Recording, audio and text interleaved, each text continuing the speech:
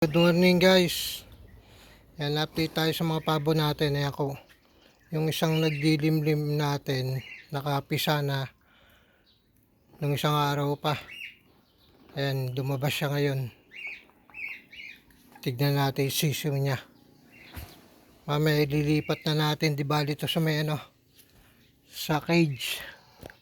Iilawan na natin. Ayan.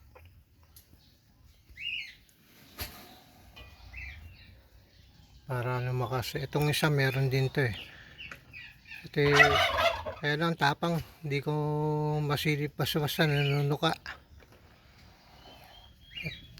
Itong mga to pwede nang ilawan. Yan.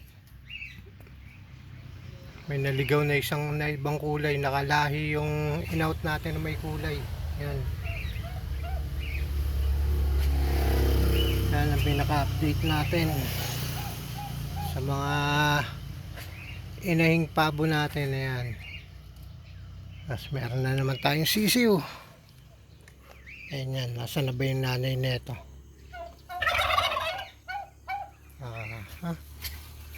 Ito to yata yan. Yan. Yan ang nanay niya. Di bali yung mga abangan pa natin. Ayan. Yung nando doon sa gilid. Yan yung mga natin.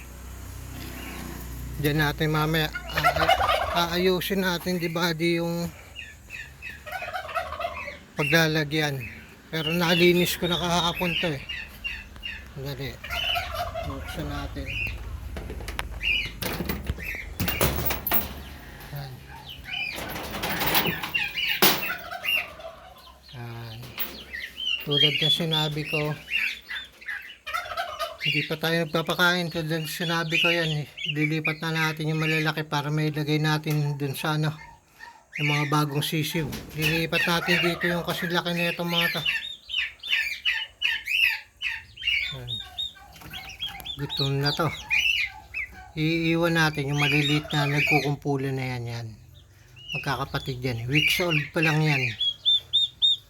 1 linggo pa lang mahigit yan eh. Yan. Isa yung malaki oh. Sigurado lalaki na yan. Tapos yung kakatail natin ayun. May dalawang inakay ito eh. Dalawang inakay. Tapos yung isa yun kaya pala pasok ng pasok sa NB. May itlog na parla to.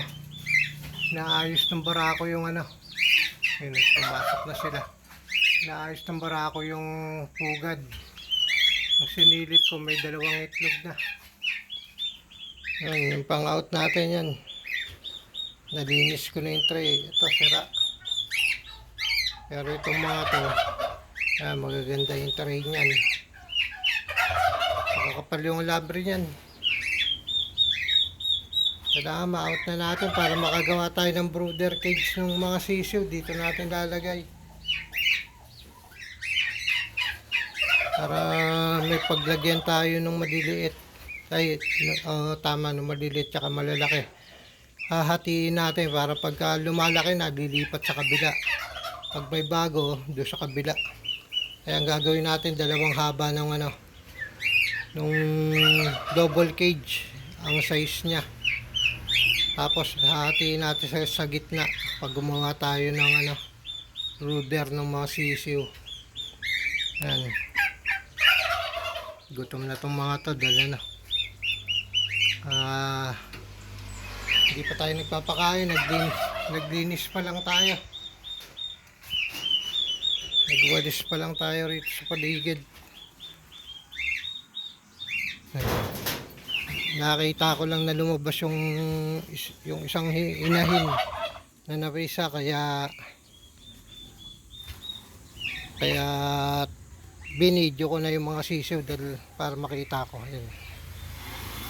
Yun, bumalik na.